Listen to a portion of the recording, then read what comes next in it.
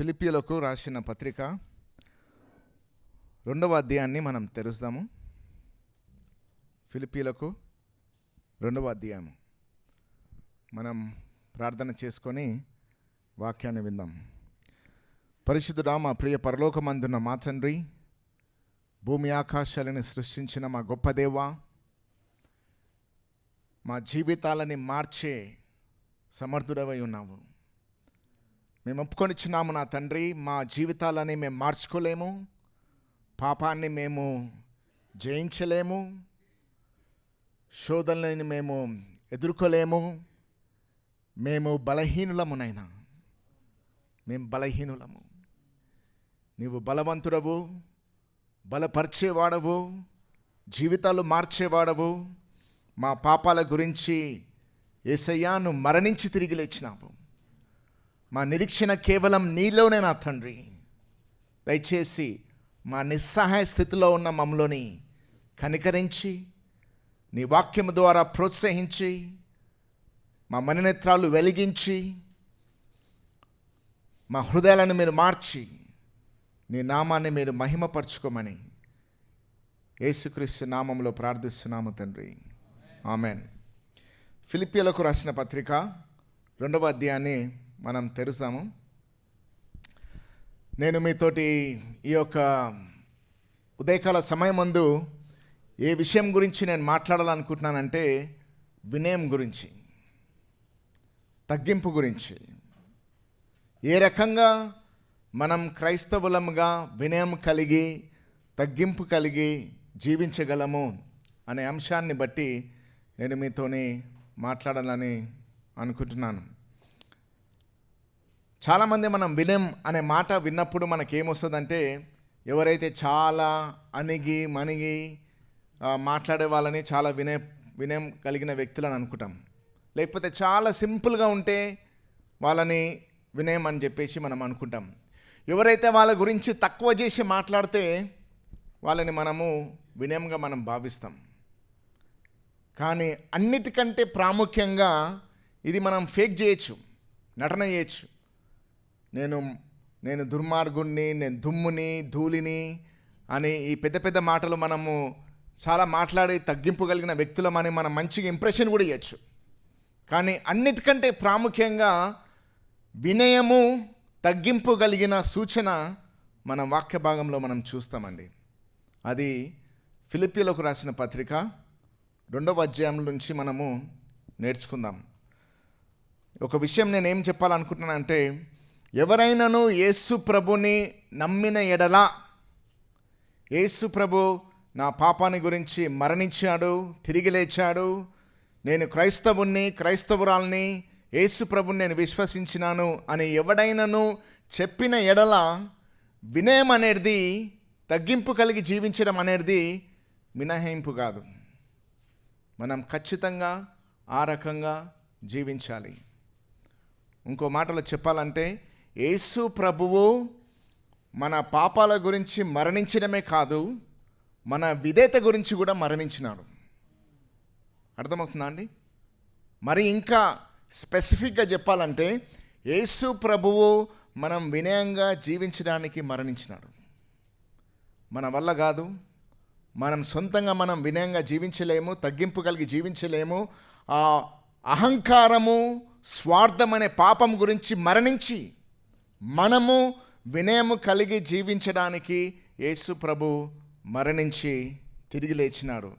ఆయన మరణించినాడు కాబట్టి, రక్షణ ఇచ్చినాడు కాబట్టి పౌలు ధైర్యముతో ఈ మాటలు రాసినాడు. ఏం చూద్దామండి మనం? మన ఫిలిప్పీలకు 2వ అధ్యాయము 3వ వచనాన్ని మనం చూద్దాం.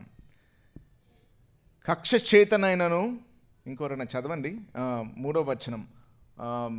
ఫిలిప్పీలకు 2వ అధ్యాయము 3వ వచనం ఎవరైనా చదవండి.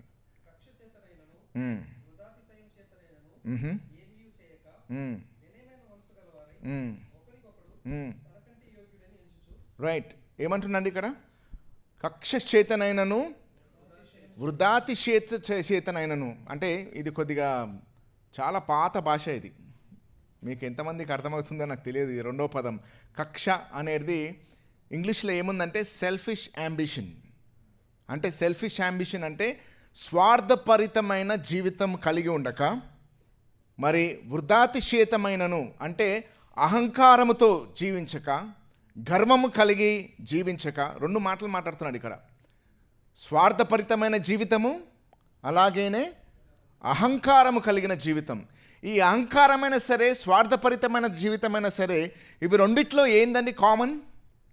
స్వయం కేంద్రమై ఉన్నది. మనిషి అంతా ఆలోచించేది తన గురించే. నేను, నా జీవితము, నా ఆలోచనలు, నా కలలు, నా ఆశయాలు, నా ఆనందము, నా సుఖము, నా సంతోషము అన్నీ దాని గురించి ఆలోచించేది. కానీ ఇక్కడ ఏమంటున్నానంటే అటువంటి జీవితం కాకుండా ఇక్కడ చూడండి, వినయమైన మనస్సు గలవారై ఉండి ఒకనికొకడు తనకంటే యోగ్యునని ఎంచుచు అని ఎలా తెలుస్తుంది? ఒకనికొకడు తనకంటే యోగ్యుడని ఎంచుచు. మనం ఎటువంటి భారతదేశంలో ఉన్నామంటే మనము వేరేల కంటే యోగ్యులమా అని ఎంచుకుంటాం. నా కులము ఎవరి కులం కంటే గొప్పది, నా రంగు ఎవరి రంగు కంటే గొప్పది, నా సంపాదన ఎవరి సంపాదన కంటే గొప్పది, నా అందము ఎవరి అందం కంటే గొప్పది అని పోల్చుకుంటూ మనము అహంకారంతో ఉండే సమాజం మనది. కానీ దేవుని వాక్యం ఏం చెప్తుందంటే నువ్వు ఒకడి కంటే ఒకడు ఎంత యోగ్యుడవో అని కాకుండా వేరే వాడు నాకంటే ఎక్కువ యోగ్యుడు అనే అటువంటి తత్వముతో మనము జీవించాలని దేవుని వాక్యము ఇక్కడ చెప్తుంది. ఇక్కడ ఇంకో విషయం కూడా మనం గమనించినట్లయితే, నిన్న ప్రశ్న మన శ్యామ కూడా ఒక మాట అన్నాడు, ఏంటంటే సంఘం మనకు అవసరమా, సంఘ సహవాసం మనకు అవసరమా, ఏకాంతమైన క్రైస్తవ జీవితం మనం బ్రతకలేమా అంటే ఇదొక వచనం అండి. ఏమని చెప్తుందంటే ఒకనికొకడు తనకంటే యోగ్యుడని ఎంచుచు. సంఘం లేకుండా ఇది పాటించగలుగుతామా అండి? ఒకనికంటే ఒకడు, దాని అర్థం ఏంటంటే ఇంకొకడు కావాలా మనకు. అలాగైతేనే మనము యోగ్యునిగా ఎంచుకోగలము. ఇక్కడ ఏమంటుందంటే మనము సంఘముగా ఎలా జీవించాలి, సంఘముగా మనము ఎలాగా బ్రతకాలనే విషయం గురించి మాట్లాడుతున్నాను. అయితే ఒకనికంటే తనకు యోగ్యుడని ఎంచుచు.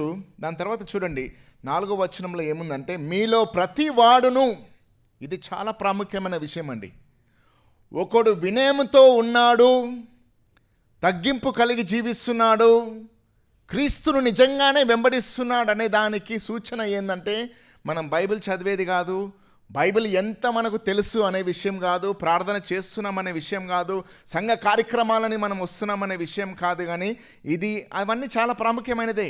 కానీ ఇదన్నీ ఈ బైబిల్ చదవడం కానీ, ప్రార్థన చేయడం కానీ, సంఘానికి రావడం కానీ దీనికి దారి తీయాలది. దేనికి? 4వ వచనం అంటుంది మీలో ప్రతి వాడును తన సొంత కార్యములు మాత్రమే కాక, తన సొంత కార్యములు మాత్రమే కాక, తన సొంత ఆశలు మాత్రమే కాక ఇతరుల కార్యములను కూడా చూడవలెను. ఏంటండి వినయం అంటే? తగ్గింపు అంటే ఏంది? తగ్గింపు అంటే తన సొంత కార్యములు పట్టించుకునేవాడు కాదని చెప్పట్లేదు ఇక్కడ. తన సొంత జీవితాన్ని పట్టించుకునేవాడు కాదని చెప్పట్లేదు ఇక్కడ. మన సొంత జీవితాన్ని పట్టించుకోవాలా. మన సంతోషం ముఖ్యము, మన సుఖం ముఖ్యము, మన భద్రత ముఖ్యము.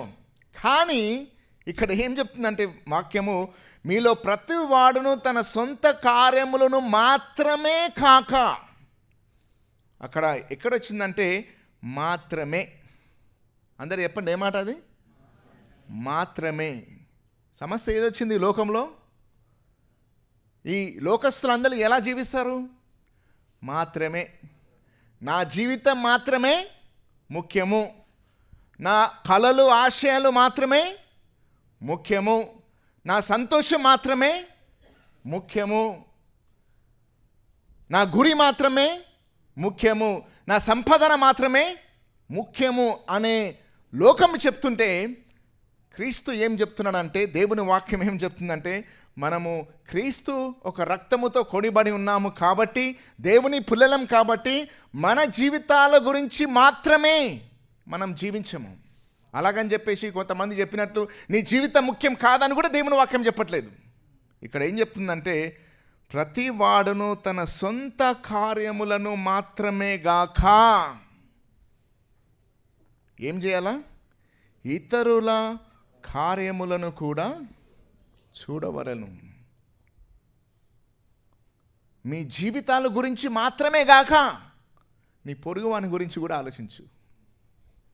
నీ కలల గురించే గాక ఇతరుల కలల గురించి కూడా ఆలోచించు.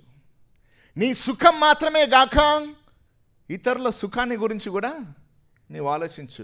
నీ క్షేమం మాత్రమే గాక ఇతరుల క్షేమాన్ని గురించి కూడా నీవు ఆలోచించు. నీ సంపాదన మాత్రమే గాక ఇతరుల సంపాదన గురించి కూడా ఆలోచించు. నీ పొట్ట గురించే కాక ఇతర పొట్టల గురించి కూడా ఆలోచించు. నీ భవిష్యత్తు గురించే గాక ఇతరుల భవిష్యత్తు గురించి కూడా ఆలోచించు. దేవుని వాక్యము వ్యక్తిగత సుఖాన్ని గురించి, వ్యక్తిగత క్షేమం గురించి, వ్యక్తిగత సంపాదన గురించి, వ్యక్తిగత భవిష్యత్తు గురించి వ్యతిరేకంగా మాట్లాడట్లేదండి. దేవుని వాక్యం ఏం చెప్తుందంటే నీ గురించి మాత్రమే ఎప్పుడైతే ఆలోచిస్తావో అప్పుడు అక్కడ పాపం అవుతుంది. యేసుప్రభు ఏం చెప్పినండి? నిన్ను వలె నీ పొరుగువాన్ని ప్రేమింపవలెను. నిన్ను ప్రేమించొద్దని చెప్పలేడు. యేసుప్రభు చెప్పినా నిన్ను నువ్వు ప్రేమించుకోవద్దని చెప్పలేడు. ప్రేమించుకో, నిన్ను నువ్వు ప్రేమించుకో, నీ గురించి ఆలోచించు, నీ సుఖం గురించి ఆలోచించు, నీ సంతోషం గురించి ఆలోచించు, నీ భవిష్యత్తు గురించి ఆలోచించు. అది సహజమైనది. కొంతమంది ఏమంటారంటే నిన్ను వలె నీ పొరుగువాన్ని ప్రేమించమని అక్కడి నుంచి ఆజ్ఞ కూడా తీసుకొచ్చినారండి. ఏం ఆజ్ఞ అంటే నిన్ను నువ్వు ప్రేమించుకోవాలా ఫస్ట్ అని చెప్పేసి.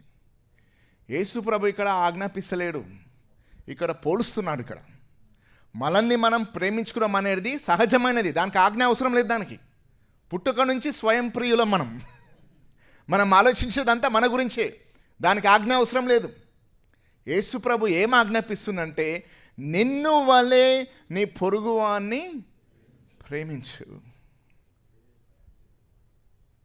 నీ గురించి మాత్రమే కాక ఇతరులు సంఘాలు ఉన్నారు కదా, దాని గురించి కూడా ఆలోచించు. ప్రాముఖ్యంగా ఇక్కడ ఏం చెప్తుందంటే సంఘం అంటే ఏం తెలుసా అండి?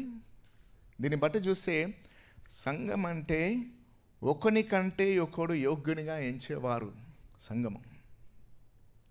తమ గురించి మాత్రమే కాక ఇతరుల గురించి పట్టించుకునేవారు సంఘము. కేవలం పాటలు పాడి మనం కార్యక్రమాలు చేయడం మాత్రమే కాదు, చాలా ప్రాముఖ్యమైనది.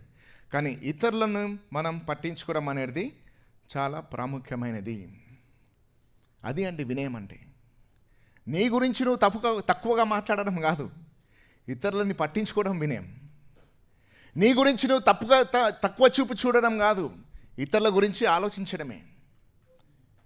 ఈ యొక్క ఉదయకాలంలో నేను ప్రశ్నిస్తున్నానండి, మీరు ఏ రకంగా ఇతరుల గురించి ఆలోచిస్తున్నారు సంఘంలో? మీరు ఈ దినాల్లో ఒకరొకరి గురించి మాత్రమే కాక అని కాదండి, పేరు కూడా పట్టించుకోరు మనోళ్ళు.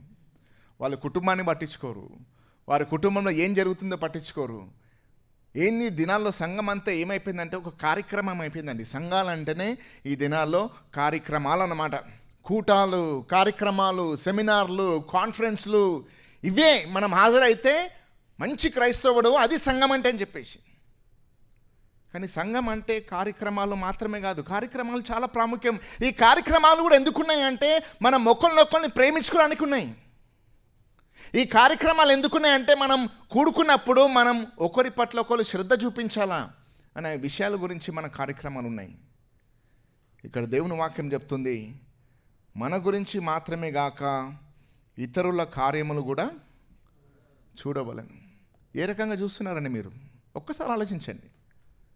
మీ హృదయాలను పరిశీలించి ఒక్కసారి ఆలోచించండి, ఏ రకంగా మీరు ఇతరుల గురించి ఆలోచిస్తున్నారు? ఒక్కసారి ఆలోచించండి. పరిశుద్ధాత్మని మీ హృదయంలో కార్యం చేయనియండి, పరిశీలింపజేయండి, ఒప్పింపనిచేయండి. ఏ రకంగా నేను ఇతరులని పట్టించుకుంటున్నాను సంఘంలో? దీనికి 3 మాదిరులు మనము ఈ ఫిలిప్పీలు రాసిన పత్రికలో చూస్తున్నామండి. మొట్టమొదటి మాదిరి, బైబిల్ కేవలం సూత్రాలు మాత్రమే చెప్పట్లేదు, మనకు మాదిరులను కూడా దేవుని వాక్యం తెలియపరుస్తుంది. మొట్టమొదటి మాదిరి మనం ఈ యొక్క వాక్య భాగంలోనే చూస్తున్నాం. మనం ఇక్కడ చూడండి, తర్వాత 5వ వచనంలో ఏముంది? క్రీస్తు యేసునకు కలిగిన ఈ మనస్సు మీరును కలిగియుండుడి. యేసుప్రభుని నమ్ముకోవడం మాత్రమే కాదు, యేసుప్రభు మనసు కూడా మనకు కావాలి. ఏంటండి? యేసుప్రభుని విశ్వసించడం మాత్రమే కాదు, యేసుప్రభు ఒక మనసు కూడా మనకు కావాలి. యేసుప్రభు హృదయం మనకు కావాలి. యేసుప్రభు ఒక స్వభావం మనకు కావాలి. ఈ దినాల్లో చాలామంది ఏంటంటే, యేసుప్రభుని నమ్ముకున్నాను, నాకు ఏం లాభం వస్తుంది, ఇక్కడ చనిపోయిన తర్వాత నాకు పరలోకం ఉంటుందా? అదే క్రైస్తవ జీవితం అంటే అదే అన్నమాట. యేసుప్రభుని నమ్ముకున్నాను, నాకు ఈ యొక్క ఇహలోక దీవెనలు కావాలి, పరలోకం పోవాలి. అది మంచిదే. యేసుప్రభు మనల్ని ప్రేమిస్తున్నాడు, యేసుప్రభును మనల్ని పట్టించుకుంటాడు, యేసుప్రభు మనల్ని పోషిస్తాడు, యేసుప్రభు మనకు పరలోక రాజ్యం కూడా ఇస్తాడని నమ్ముకున్నందుకు. కానీ ఇవన్నిటికంటే ప్రాముఖ్యమైనది ఏంటంటే, దేవుని వాక్యం కేవలం యేసుప్రభుని నమ్ముకోవాలా అని మాత్రమే చెప్పట్లేదు. యేసుప్రభు మనస్సు కూడా మనం కలిగి ఉండాలి. యేసుప్రభు మనస్సు ఏ రకంగా ఉండే అనేది ఇక్కడ వివరిస్తున్నాడండి. మొట్టమొదటిగా ఇక్కడ వినయం కలిగి ఇతరుల గురించి ఆలోచించాలని చెప్పి, క్రీస్తు యేసునకు కలిగిన ఈ మనస్సును మీరు కలిగి ఉండుడి. ఎటువంటి వాడండి యేసుప్రభు? యేసుప్రభు మనసు కలిగి ఉండడం అంటే ఏంటి? ఇక్కడ చూడండి 6వ వచనంలో ఏమంటుందంటే, ఆయన దేవుని స్వరూపము కలిగిన వాడై ఉండి. ఎవరండి యేసుప్రభు? దేవుని స్వరూపము కలిగిన వాడై ఉండి, భూమి ఆకాశాలను సృష్టించిన వాడు, దేవదూతల ద్వారా ఆరాధింపబడిన వాడు. యేసుప్రభు మామూలు వ్యక్తి కాదు, యేసుప్రభు దైవము. యేసుప్రభు దేవుని స్వరూపము కలిగిన వాడై ఉండి, దేవునితో సమానముగా ఉండుట విడిచిపెట్ట కూడని భాగ్యమని ఎంచుకొనలేదు. కానీ అంటే తండ్రితో సమానమైన స్థానంలో ఉండి, తండ్రితో సమానమైన దైవత్వంలో ఉండి, ఆ ఆధిక్యతను ఆయన ఎంచలేడంట అండి. ఎంచకుండా ఏం చేసినాడంట? మనుష్యుల పోలికగా పుట్టి దాసుని స్వరూపమును ధరించుకొని తన్ను తాను రిక్తునిగా చేసుకొనెను. యేసుప్రభు మనిషిగా వచ్చే అవసరం ఏముండే అండి? అవసరం లేకుండే. ఎందుకు వచ్చినాడు? నీ గురించి ఆలోచించినాడు కాబట్టి. అది పౌలు చెప్తున్నాడు ఇక్కడ. యేసుప్రభు శరీరధారిగా ఎందుకు వచ్చినాడు? ఎందుకనగా ఆయన తండ్రితో మహిమలో ఉండి ఆ యొక్క మహిమ ఆధిక్యతను వదిలిపెట్టి మనుష్యునిగా వచ్చి దాసుని యొక్క స్వరూపము ధరించుకున్నాడు అని అనుకుంటే గొప్ప ప్యాలెస్లో పుడుతుండే. కానీ ఎక్కడ పుట్టినాడండి? మామూలు ఒక స్థలంలో పుట్టి పశువుల పాకలో ఉన్నప్పుడు ఆయనను దర్శించినాడు. అని అనుకుంటే పెద్ద పెద్ద రాజుగా జీవిస్తుండే. కానీ ఏమన్నాడు? Foxes have holes. నక్కలకు ఏమున్నాయి?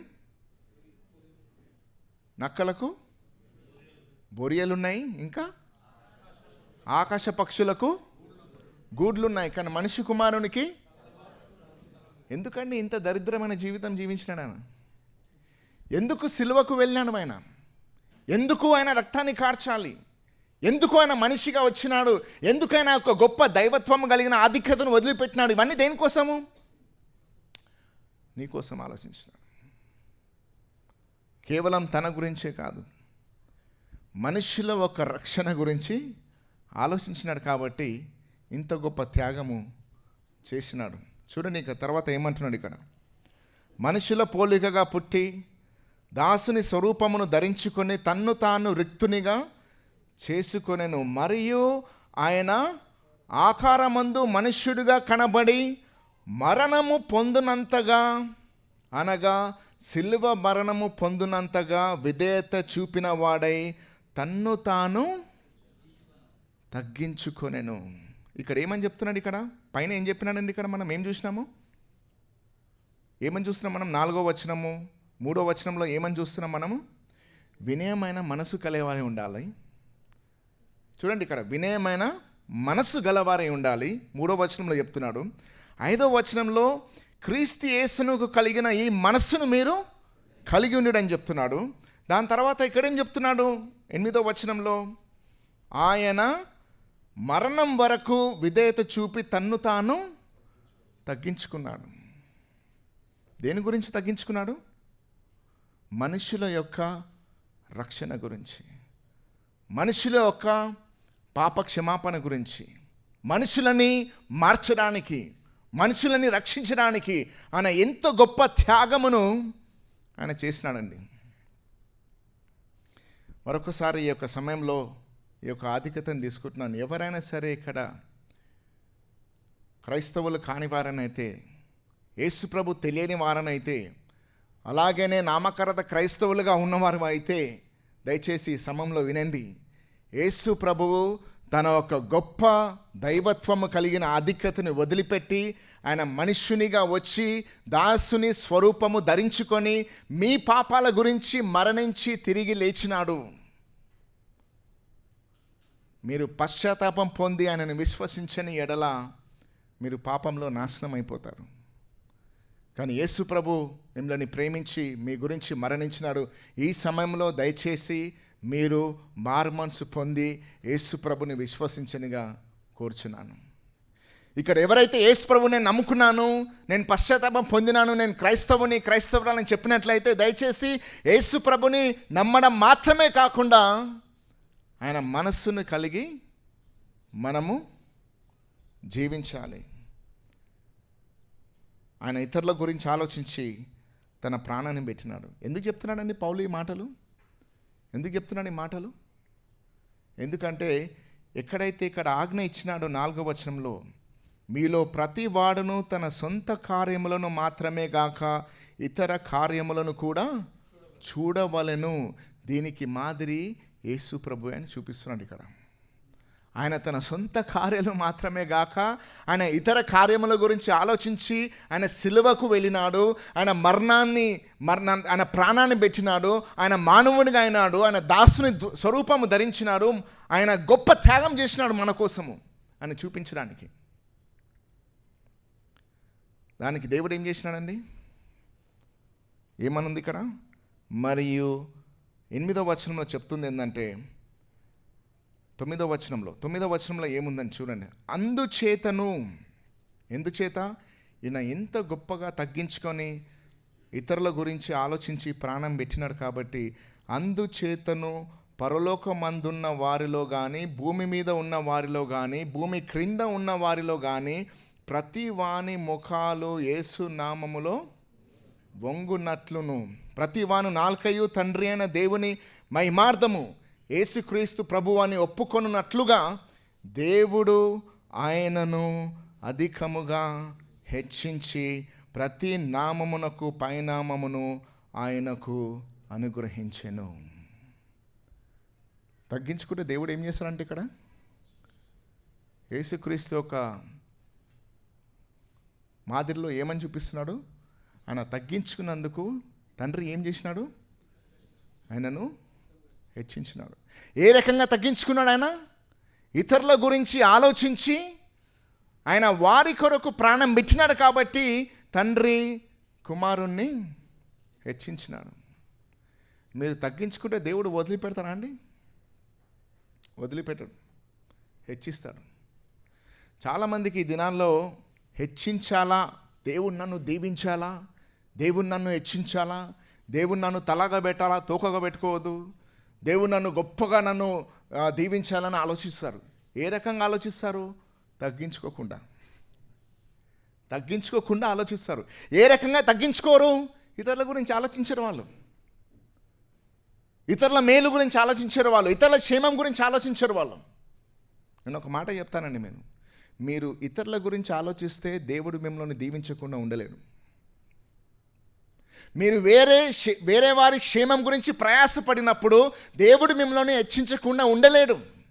ఎందుకనగా దేవుని రాజ్యం యొక్క నియమం ఏంటంటే తన్ను తాను తగ్గించుకొని ఇతరుల గురించి ఆలోచించి సేవ చేసే వారిని దేవుడు ఖచ్చితంగా హెచ్చిస్తాడు. ఇవన్నీ చేయకుండా దేవుని నన్ను హెచ్చించాలా, దేవుని నన్ను దీవించాలా, దేవుని నన్ను తలగా పెట్టాలా, తూకగా పెట్టొద్దని మీరు అవన్నీ ఆలోచిస్తే అది వ్యర్థమైన స్వార్థపరమైన ప్రార్థనలు, దీవెనలు వెదికేవే కానీ ఇతరులకు దీవెనకరంగా ఉండే విషయాలు కాదు. యేసుప్రభు ఒక జీవితాన్ని చూడండి. ఆయన ఎంతగా మనల్ని ప్రేమించి మన గురించి ప్రాణం పెట్టినాడో దేవుని వాక్యం చెప్తుంది మనకు. మనం ఆయన మనస్సు కలిగి కేవలం సంఘానికి మన కోసం మాత్రమే కాదు, కొంతమంది సంఘానికి కూడా ఎందుకు వస్తారో తెలుసా అండి? కేవలం వారి కోసమే. సంఘానికి వస్తే ఏమొస్తుంది? దీవెనలు వస్తాయి మనకు. ఈ సంఘాన్ని కూడా ఒక బిజినెస్ చేసేసినారు. మళ్ళీ దాన్ని ఏది వదిలి పెడతారంటే అసలు ఏం వదిలిపెడతారు మనం. నేను ఒక సంఘానికి వెళ్తే చాలా ఆశ్చర్యపడిపోయినా. నేను ప్రభు బల్లని కూడా ఒక బిజినెస్ చేసేసినారు వాళ్ళు. ప్రభువా, ఈ రొట్టెలో పాల్గొంటున్నారు, ఈ రక్తంలో పాల్గొన్న వారిని ప్రతి వారిని మీరు ఆర్థికంగా దీవించండి, వారి వ్యాపారాన్ని మీరు వర్ధలింపజేయండి, వారి ఉద్యోగంలో వాళ్ళు గొప్పగా ఎదగాలి. ప్రభు బల్లని కూడా చేసేసినారని దాని కనీసం అదైనా కొద్దిగా మిగిలి ఉండే, అది దాన్ని కూడా వదిలిపెట్టలేరు. మనుషులు ఎంత కకృతి అయిపోయినారంటే, మరి ఇటువంటి వారికి కూడా కావాల్సింది అటువంటి ప్రసంగాలే. ఈ పెద్ద పెద్ద సెలబ్రిటీలు కానీ లేకపోతే పెద్ద పెద్ద సంఘాలు కానీ ఇదేంటంటే ఇవన్నీ ఐశ్వర్యాలు, సంపదలు, దీవెనల గురించి ఎక్కువ మాట్లాడితేనే అక్కడనే చాలామంది పరిగెత్తుంటారు. కానీ దేవుని వాక్యం చెప్తుంది, నువ్వు సంఘానికి రావడానికి కారణం ఏంటంటే నీ స్వయానికి మరణించి ఇతరుల గురించి ఆలోచించడానికి నువ్వు సంఘానికి వస్తున్నావు. సంఘానికి వస్తే నీకేది వస్తుందో కాదు అండి. సంఘానికి వచ్చి నేను ఏమి ఇవ్వాలని ఆలోచించండి. సంఘానికి వచ్చి నేను ఏ రకంగా ప్రేమించాలని ఆలోచించండి. సంఘానికి వచ్చి నేను ఏ రకంగా దీవెనకరంగా ఉండాలని ఆలోచించండి. సంఘం నుంచి నాకు ఏం లాభం దొరుకుతుందో కాదు, నీ వలన సంఘం ఎంత లాభం పొందిందో ఆలోచించాలి మనము. అది నిజమైన సంఘ సభ్యత్వము, అది నిజమైన సంఘ ఆరాధన, అది నిజమైన సంఘంలో ఉన్న సభ్యులు మనస్తత్వం కలిగి ఉండాలి. మొట్టమొదటి ఇక్కడ మనము ఉదాహరణ చూస్తే యేసుప్రభుని మనం చూస్తాం. అదే ఒక అధ్యాయంలో రెండవ ఒక ఉదాహరణ మనం చూస్తాం. మనమని ఏం తెలుసా అండి? రెండవ ఉదాహరణ మనము 19వ వచనంలో చూస్తామండి. ఇక్కడ పౌలు ఫస్ట్ ఏమో యేసుప్రభుని చూపించినాడు. ఏ రకంగా ఈ వ్యక్తి యేసుప్రభు మనస్సు తన్ను తాను గురించి ఆలోచించకుండా ఇతరుల గురించి కూడా ఆలోచించి తన ప్రాణాన్ని పెట్టినాడు. ఇప్పుడు చూడండి 19వ వచనంలో మరొక వ్యక్తిని ఒక ఉదాహరణగా చూపిస్తున్నాడు. ఇక్కడ ఏమని చెప్తున్నాడు?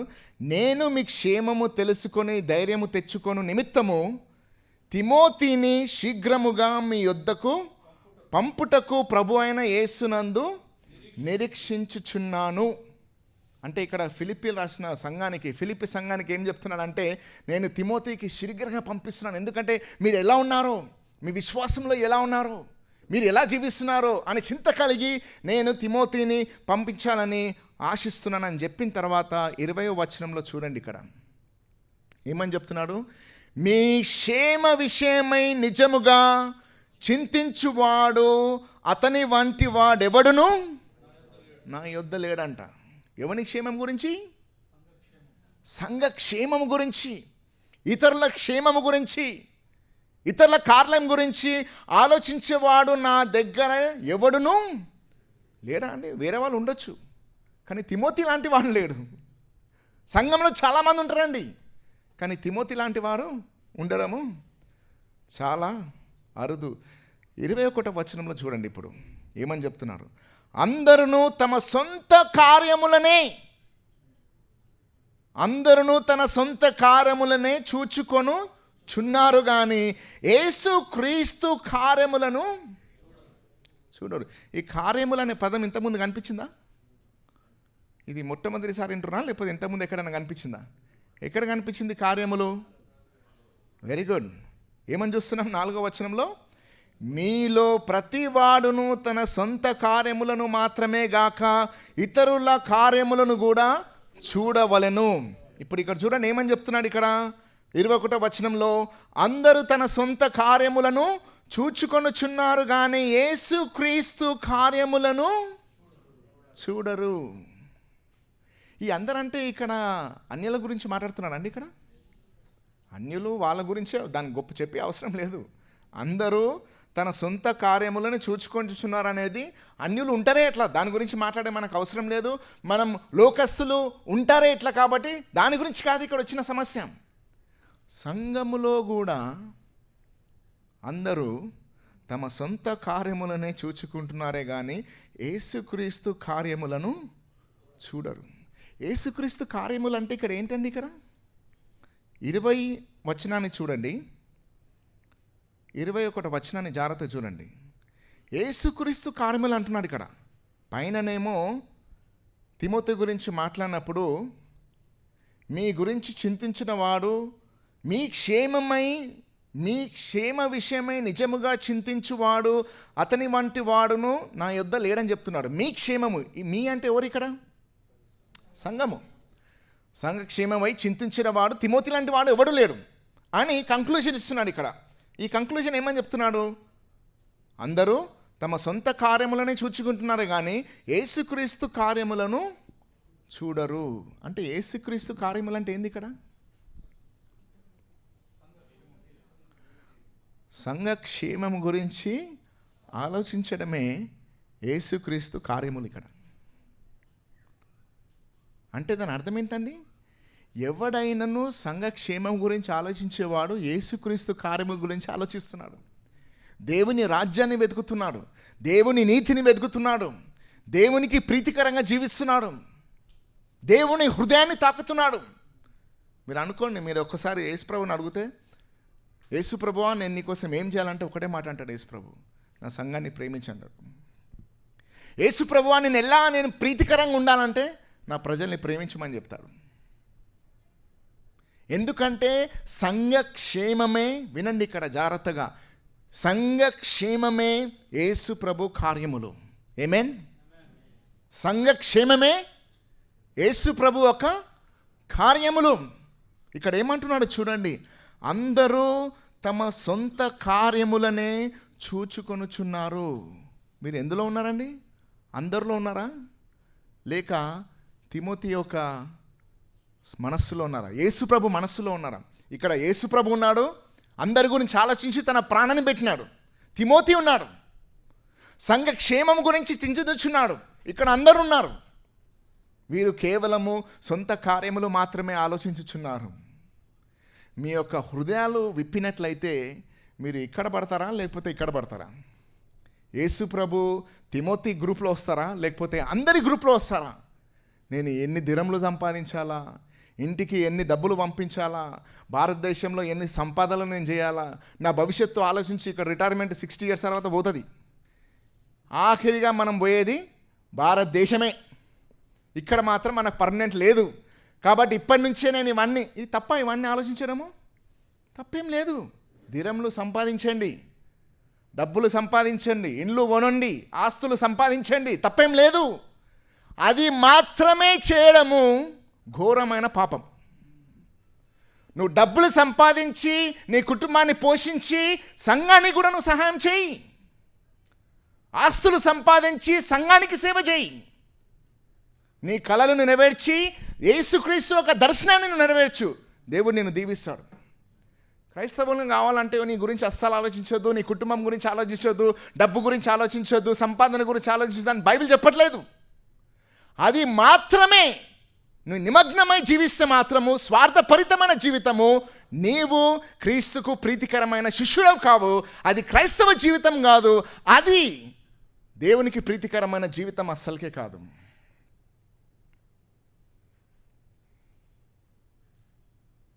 దయచేసి మీ సొంత లోకంలో మునిగిపోకండి. మీ లోకంలో పాటు ఇతరుల లోకంలో కూడా మీరు ప్రవేశించండి.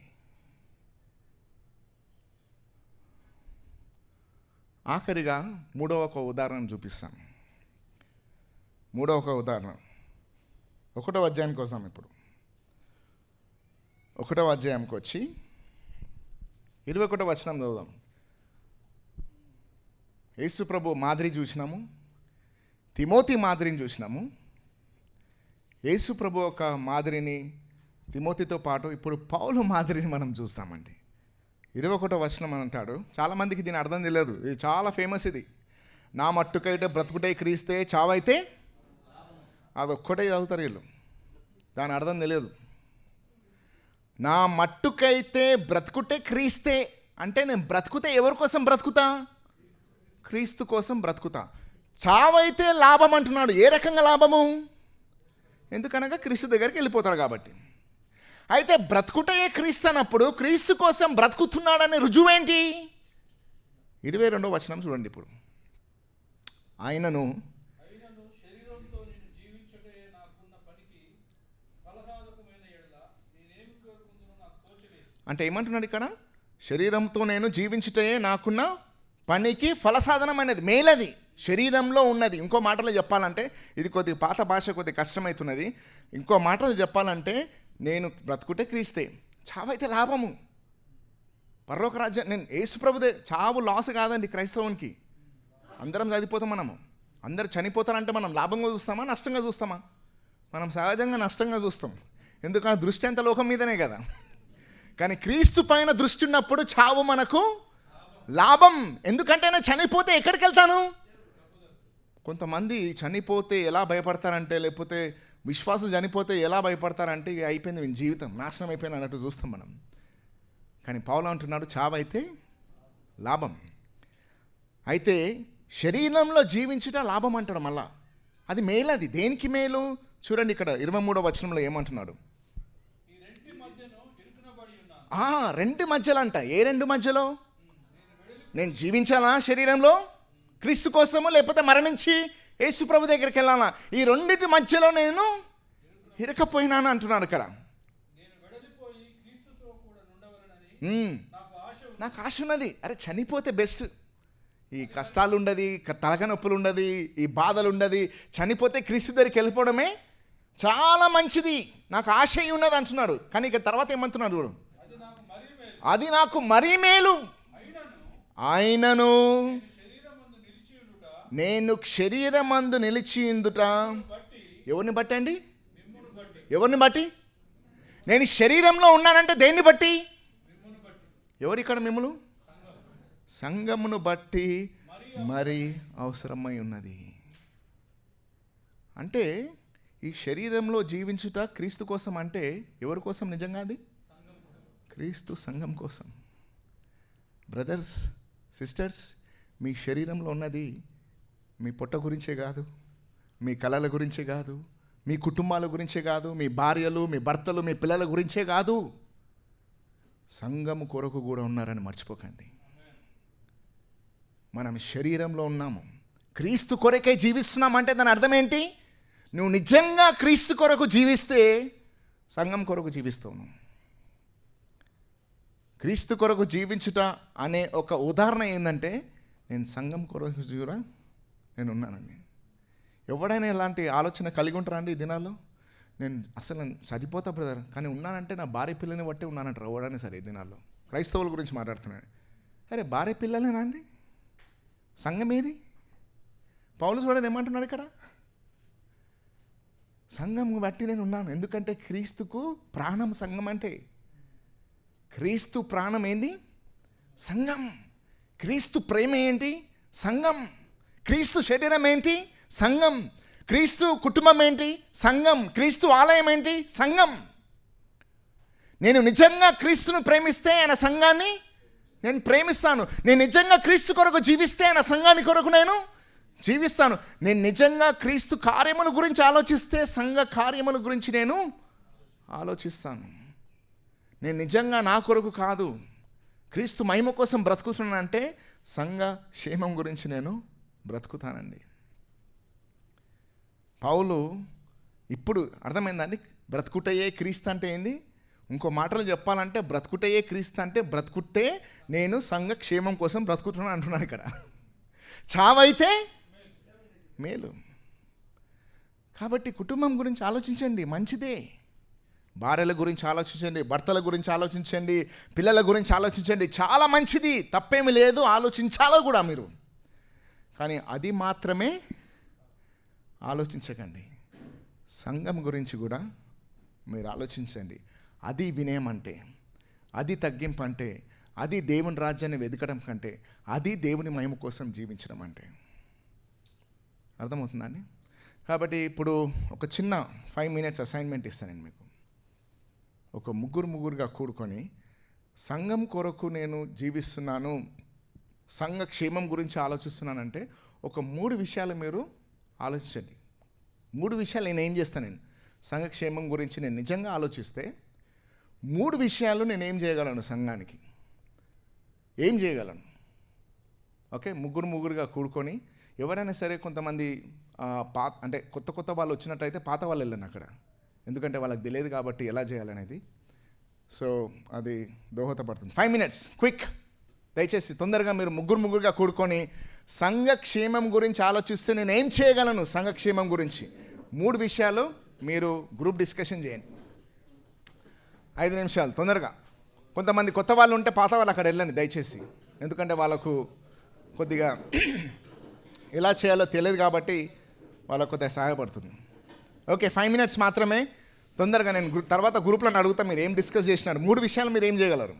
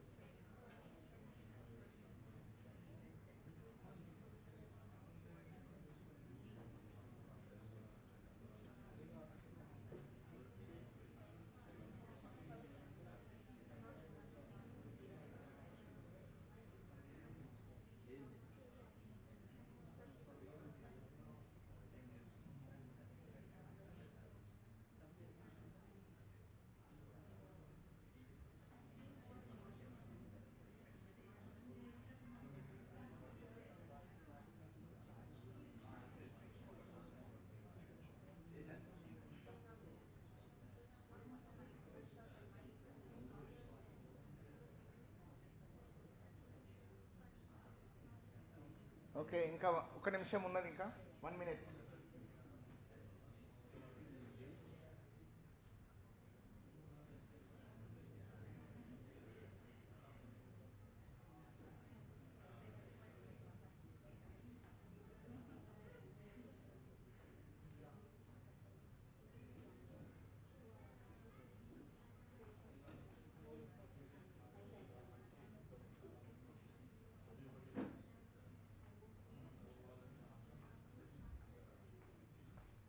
ఓకే, ఇప్పుడు ఆన్సర్స్ అడుగుతానండి నేను. ఒకరు చెప్పింది మళ్ళీ ఇంకొకరు చెప్పకండి దయచేసి. ఓకే, ఒకరు చెప్పింది నేను రాసుకుంటాను కాబట్టి వేరే వాళ్ళు చెప్పినప్పుడు వేరే చెప్పండి. ఓకే, లాస్ట్ నుంచి వస్తామండి. ఆ లాస్ట్ గ్రూప్లో చెప్పండి ఒక విషయం చెప్పండి. ఏం ఆలోచించినారు? Very good. సంఘం కోసము ప్రార్థన చేయడం. ఓకే, రైట్, చాలండి, ఒకటి చాలు. ప్రార్థన చేయడం అంటే ఎలా చేస్తారండి? ప్రభువా మా సంఘాన్ని దీవించి వాడుకున్నాను, ఆమెన్, అదేనా అండి? ఏముండాలా? ఎలా చేస్తారు ప్రార్థన? 2 విషయాలు ఇంపార్టెంట్ అక్కడ. పేరును బట్టి సంఘస్థుల, తెలుసా బ్రదర్ మీకు అందరి పేర్లు? లిస్ట్ ఉందా మీ దగ్గర? లేదు. ఏం చేయాలి ఇప్పుడు మీరు? బ్రదర్ శ్యామ్ దగ్గరికి వచ్చి లేకపోతే బ్రదర్ రమేష్ దగ్గరికి వెళ్ళి ఎల్డర్స్కి వెళ్ళి ఏమని అడగండి మీరు, నాకు సంఘ సభ్యుల ఒక లిస్ట్ కావాలి, ఎందుకు వారి కొరకు నేను ప్రత్యేకంగా పేరును బట్టి ప్రార్థన చేయడమే సంఘం కోసం ప్రార్థన చేయడం. ప్రభు ఆ సంఘాన్ని దీవించు వాడుకో అయిపోయింది ఆమెన్ అనేది కాదండి. కేవలం వాళ్ళ పేర్లు పెడితే సరిపోతుందా అండి? ప్రత్యేకమైన విషయాల్ని బట్టి కూడా మనం ప్రార్థన చేయాలి. ఓకే, మీరు నిజంగా ప్రార్థన చేస్తే అలాగా ప్రార్థన చేయండి. ఓకే, రెండవది అక్కడ చెప్పండి. ఇంకా మరొక విషయం అదే కరెక్ట్. ఒక ఎగ్జాంపుల్ చెప్పండి కరెక్ట్గా. ప్రార్థన చేయడం అనేది అది మీరు చెప్పేది కరెక్టే. ప్రాక్టికల్గా ఒక విషయం చెప్పండి, ఎలా చేస్తాం అది. Very good. అంటే ఇవాంజలిజం చేయడం అంటే ఇతరులను కూడా సంఘానికి తీసుకురావడం. మనము ఇతరుల గురించి ఆలోచించినట్టు ఈ రకంగా సంఘ దర్శనాన్ని కూడా మనం నెరవేర్చున్నాం. ఇక్కడ చెప్పండి బ్రదర్ వెనుక.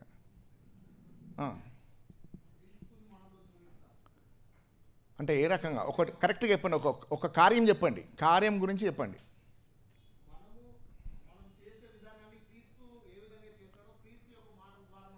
కరెక్టే.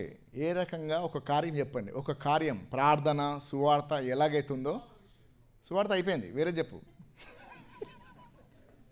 కార్యం చెప్పండి. ఓకే, కూర్చొని మళ్ళీ ఆలోచించుని మళ్ళీ వస్తాను నేను. అర్థమైందా అండి? మీరు చెప్పండి బ్రదర్.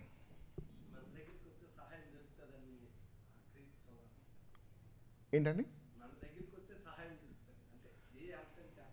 ఓకే ఓకే, అంటే ఎవరికి ఏమైనా అవసరతలు ఉంటే వారికి సహాయం చేయడం. Okay, practical help.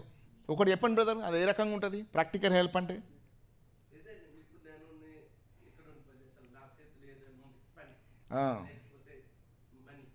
Right right, very good, right. ఒకవేళ హాస్పిటల్ ఉంటే వాళ్ళకి ఏదో తిండి పంపించడము, లేకపోతే అవసరతలు ఉంటే ఏదో సహాయం చేయడము, అందరు కలిసి ఏదో రకంగా దీవెనకరం కూడా మంచిది. Very good brothers. మీరు ఇక్కడ ఒకటి చెప్పండి.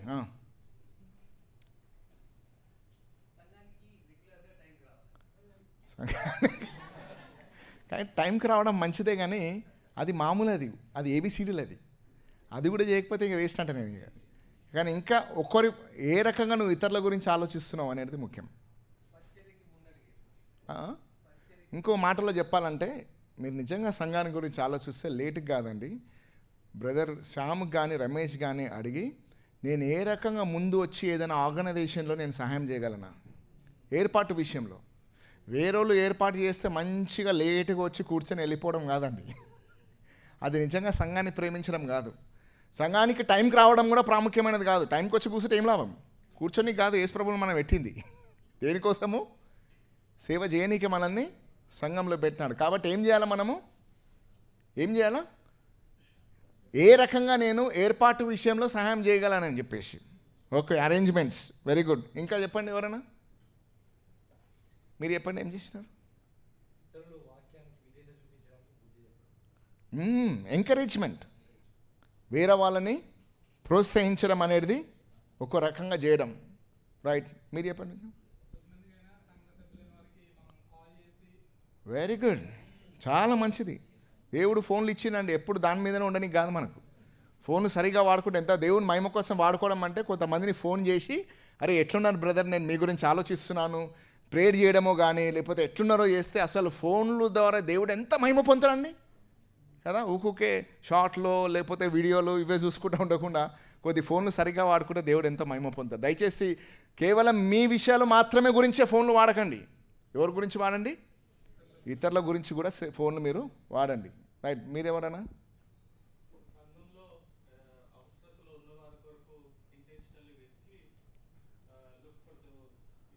Right right,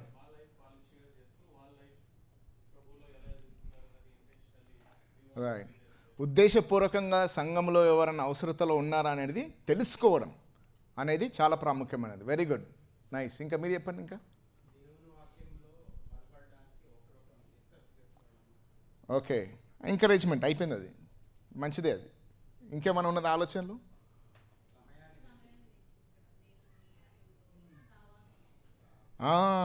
right, fellowship. Church fellowship కాగానే ఆమేన్ అని చెప్పంగానే ఇంటికి పరిగెత్తడం కాదు. కొద్దిగా వెయిట్ చేయండి, వెయిట్ చేసి కొద్దిగా మాట్లాడండి, వేరే వాళ్ళతో మాట్లాడండి, కొద్దిగా సహాయం చేయండి. కొంపలేం అంటుకోపోవు. తొందరగా వెళ్ళి మీరు ఏం చేసేది లేదు. ఎప్పుడు తినడం, తాగడం, పండుకోవడం, ఇది రోజు చేసేదే. ఇది కొత్తగా ఏం చేసేది కాదు. కొద్దిగా వెయిట్ చేసి, కొద్దిగా సహవాసం చేసి, కొద్దిగా తెలుసుకొని, కొంతమందితో మాట్లాడి, ఏమైనా ప్రార్థన చేసి వెళ్తే దేవునికి ఎంతో మహిమ. ఇతరుల గురించి మీరు ఆలోచిస్తున్నారు, మంచిది అది. ఇంకా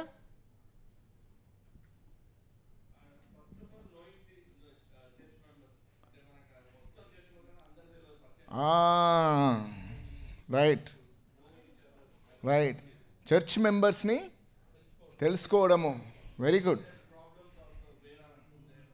రైట్, చర్చ్ మెంబర్ని తెలుసుకోవడం. ఇంకోండి, కొంతమంది విజిటర్స్ వస్తే కూడా, ఫస్ట్ టైమ్స్ ఎవరైనా వస్తే కూడా, లేకపోతే వాళ్ళని తెలుసుకోవడము, వాళ్ళకు కూడా కొద్దిగా సమయం గడిపి వాళ్ళని తెలుసుకోవడం కూడా చాలా మంచిది. Very good. ఇంకా ఏమైనా? Right, very good, nice. Church మెంబర్స్ని తెలుసుకోవడము, విజిటర్స్ని కూడా తెలుసుకోవడము, కొత్తమంది కనిపిస్తే వెళ్ళి పలకరించడము చాలా మంచిది అది. ఇంకేమైనా ఉన్నాయండి? హాస్పిటాలిటీ అండి, అబ్బో అది అన్నిటికంటే చాలా ప్రాముఖ్యం. ఏంది హాస్పిటాలిటీ? నాకు తెలుసు కొంతమంది పాపం మీకు కొంతమంది కష్టమవుతుంది. ఏది, మీరు ఒకటే రూమ్లో 10 మంది ఉంటారు, అక్కడ కష్టం కావచ్చు. కానీ కొద్దిగా బయటికి ఇంకోటి, కుటుంబాలు కలిగిన వాళ్ళు నేను అడుగుతానండి, ఎంతమందికి మీరు కనీసం నెలలో ఒక్కసారైనా ఆతిథ్యం చూపిస్తారా? మీరు చూపించిన వారికే కాదు, మీ ఫ్రెండ్స్కే కాదు. కొంతమంది హాస్పిటాలిటీ చూపిస్తారు, వారికే చూపించుకుంటారు. వాళ్ళు గుంపు ఉంటుంది ఒకటి, వాళ్ళే కలుస్తుంటారు, వాళ్ళే ఎంకరేజ్ చేసుకుంటారు. అది కాదు, వేరే వాళ్ళతో సంబంధం పెట్టుకోనికే మీరు ఆతిథ్యం చూపిస్తున్నారా? ఇంకో విషయం చెప్తున్నానండి, కుటుంబాలు ఉన్నవారు ఎంతోమంది కొంత బ్యాచిలర్స్ వస్తారండి. వాళ్ళు పాపం వాళ్ళ కుటుంబాలు ఉండే ఇక్కడ, కుటుంబాన్ని వదిలిపెట్టి సింగిల్స్గా ఉంటారండి. కుటుంబంగా మీరు ఉన్నారంటే మీరు ఎంతో దీవెనండి మీకు. ఎందుకంటే మీకు తెలుసు, ఇటువంటి ప్రదేశంలో కుటుంబంతో జీవించడం అనేది ఎంత ఖర్చు అయినది. ఎంతోమందికి ఆధిక్యత లేదు. కుటుంబం లేకుండా ఈ సంఘంలో ఎంతోమంది ఉన్నారు. మీరు ఆతిథ్యం చూపిస్తే ఎంత సంతోషం అండి వాళ్ళకు. మీరు వాళ్ళకు ఒక కుటుంబం అయ్యి, లేకపోతే ఇంటికి పిలిచి, ముఖ్యంగా యవనస్తులు వాళ్ళని పిలిచి వాళ్ళకు ఆతిథ్యం చూపించి ప్రేమ పంచుకోవడము, లేకపోతే ఆహారం పంచుకోవడం, ప్రోత్సహించడం అనేది చాలా ప్రాముఖ్యం అది. కాబట్టి దయచేసి మీరు కుటుంబంతో ఉన్నారంటే మీరు ఈ అబుదాబిలో ఒకానొక గొప్పగా దీవించబడిన వారు. ఎందుకంటే ఈ అదృష్టం అందరికీ లేదు, కానీ అది మీ మేలు కోసమే వాడుకోకండి. ఆ ఒక ఆధిక్యతను మీరు ఇతరులతో మీరు కూడా పంచుకోనండి. ఎవరైతే ఉన్నారో నా కుటుంబం లేదనేవాళ్ళు మస్తున్నాయండి రెస్టారెంట్లు, మీరు బయట కూడా కలుసుకోవచ్చు. పెద్ద హోటల్లో కూర్చుని అవసరం లేదు, జస్ట్ మామూలుగా కాఫీ కూడా కూర్చొని మనము మాట్లాడి ప్రోత్సహించవచ్చు. కానీ ఏదైనా సరే మనం ఏం చేయాలండి? ఈ అంశంలో ఏం నేర్చుకున్నాం మనము? మీ గురించి మాత్రమే కాక ఇతరుల కార్యక్రమాల గురించి, విషయాల గురించి ఆలోచించారు. దానికి మాదిరి ఎవరున్నారు మనకు? యేసు ప్రభు, తిమోతి, పౌలు. నెక్స్ట్ 4th మీరే ఉండాలి. ఆ లిస్ట్లో ఎవరు ఉండాలి? 4thలో మీరే ఉండాలి. ప్రార్థన చేద్దాం. పరిశుద్ధుడా, మా ప్రియ పరలోకమందున మా తండ్రి, నీ వాక్యాన్ని బట్టి నీకు వందనాలు. నీ వాక్యం ద్వారా మా పాపాలను మేము తెలుసుకుంటాము. నీ వాక్యము ద్వారా మా పాపాల గురించి మేము ఒప్పించబడతాము. నీ వాక్యము ద్వారా ప్రోత్సహించబడతాము. నీ వాక్యము ద్వారా గద్దించబడతాము. నీ వాక్యము ద్వారా సరిచేయబడతాము. నీ వాక్యము ద్వారా నీ సంకల్పాలు ఏంటో మేము తెలుసుకుంటాము. నాయనా, నీ వాక్యాన్ని బట్టి నీకు వందనాలు. దయచేసి మేమందరము విన్నుమాను మాత్రమే కాక, విని మేము పాటించకపోతే మోసంలో జీవిస్తాం కాబట్టి, దయ్యాల వల్ల జీవిస్తాం కాబట్టి. ఎందుకంటే దయ్యాలకు కూడా వాక్యం తెలుసు, కానీ దానికి విధేయత లేవు. మేము నీ పిల్లలము నాయనా. యేసు ప్రభు రక్తము ద్వారా కడగబడిన జనము నాయన. మాలో ఏదైనా ఉన్నట్లయితే అది విధేయత. నీ వాక్యానికి విధేయత చూపించడానికి మా అందరికీ నీ కృపను దయచేయమని. మేము విధేయత చూపించగలము నాయనా. ఎందుకంటే యేసు ప్రభు మనం రక్షించింది పాపము నుంచి, విధేయత కొరకు రక్షించినాడు కాబట్టి మేము విధేయత చూపించగలము, ఇలా జీవించగలము. ఆ సామర్థ్యాన్ని కూడా మీరు మాకు ఇచ్చినారు సువార్తలో, క్రీస్తు ఒక కార్యములో. ఆ ధైర్యముతో ప్రభువా మేమందరము వాక్యానికి విధేయత చూపించి, ఈ రోజు నుంచి నా తండ్రి మా కార్యక్రమాల విషయంలో మాత్రమే గాక సంఘ యొక్క క్షేమం గురించి ఆలోచించి నీ మహిమ కోసం బ్రతుకుటకు మా అందరికీ మీరు కృప చూపించమని యేసుక్రీస్తు నామంలో ప్రార్థించి వేడుకొనుచున్నాము తండ్రి. Amen, amen.